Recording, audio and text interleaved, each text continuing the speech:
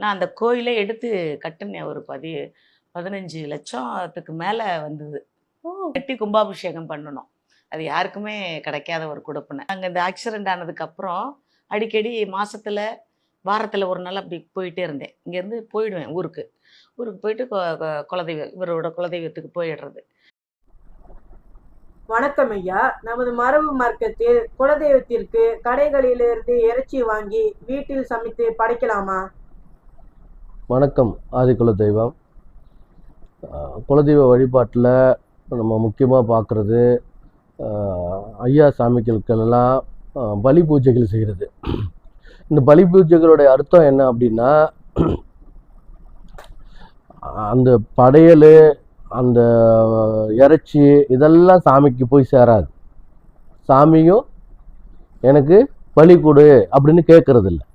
சாமி எனக்கு பலி கொடுன்னு எந்த சாமியும் கேட்கறதில்ல. எந்த சாப்பாட்டையும் சாமி சாப்பிட்றதில்ல. அப்போ எதுக்காக பலி கொடுக்குறாங்க அப்படின்னா, அது ஒரு விஞ்ஞானம் பூர்வமான நிலைப்பாடு. பலி கொடுக்கறது ஒரு விஞ்ஞானபூர்வமான நிலைப்பாடு. எந்த வகையில் அப்படின்னு பார்த்தோம்னா, நமக்கு இந்த சல்பர் அப்படிங்கிற கண்டென்ட் தெரியும். அதாவது கந்தகம்னு சொல்லுவாங்க. அந்த கந்தகத்தோட தன்மை என்ன அப்படின்னு நம்ம பார்த்தோம்னா, டிஎன்ஏவை பாதுகாக்கணும்னு இப்போ உள்ள ஆர்டிக்கல்லாம் சொல்லுது. ஆராய்ச்சிகள்லாம் டிஎன்ஏவை பாதுகாக்கிறது சல்பர் அப்படின்னு சொல்கிறாங்க.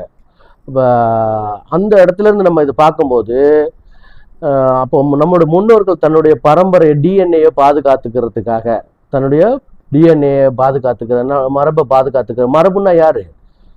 தனக்கு பிறகு வரப்போகிற தலைமுறைகள். அந்த மரபை பாதுகாக்கிறதுக்காக பலி கொடுக்கப்பட்டிருக்கு. அந்த பலின்றது அந்த ரத்தத்தில் இருக்கக்கூடிய கண்டென்ட், அந்த ரத்தத்தில் இருக்கக்கூடிய ஒரு பொருள் தான் இந்த கந்தகன்னு சொல்லக்கூடிய சல்பர். இதை காணிக்கையாக சாமிக்கு கொடுத்துருக்குறாங்க. அப்போ ரத்தத்தில் இது இருக்குன்னு தெரிஞ்சு அதை உணர்ந்து அதை சாமிக்கு படையலாக செலுத்தும் போது அது சாமிக்கு போய் தன்னுடைய மரபை பாதுகாத்துக்கிறதுக்காக உள்ள ஒரு ஆன்மீக ஆற்றல், அப்படி ஆன்மீக ஒரு வழிபாடாக பார்த்துருக்காங்க.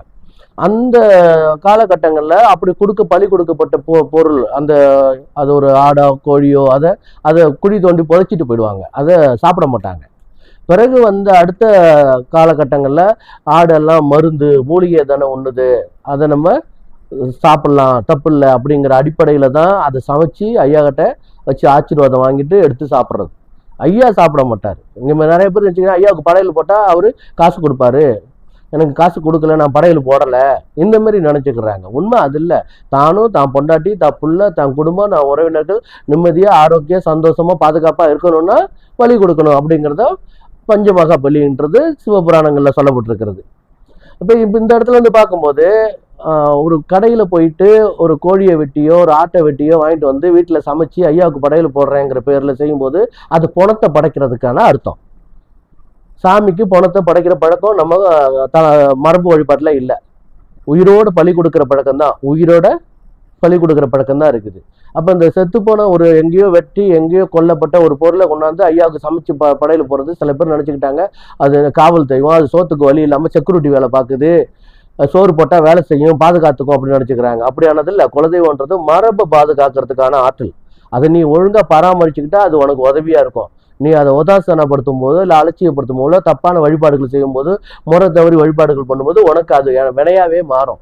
இதெல்லாம் புரிஞ்சு அறிஞ்சு குலதெய்வ வழிபாட்டை தெளிவாக செய்யணும். அதனால தான் கோயில்கள் எல்லாம் வெளியிலேருந்து சமைச்சு எடுத்துகிட்டு போய் படையல் போட மாட்டாங்க.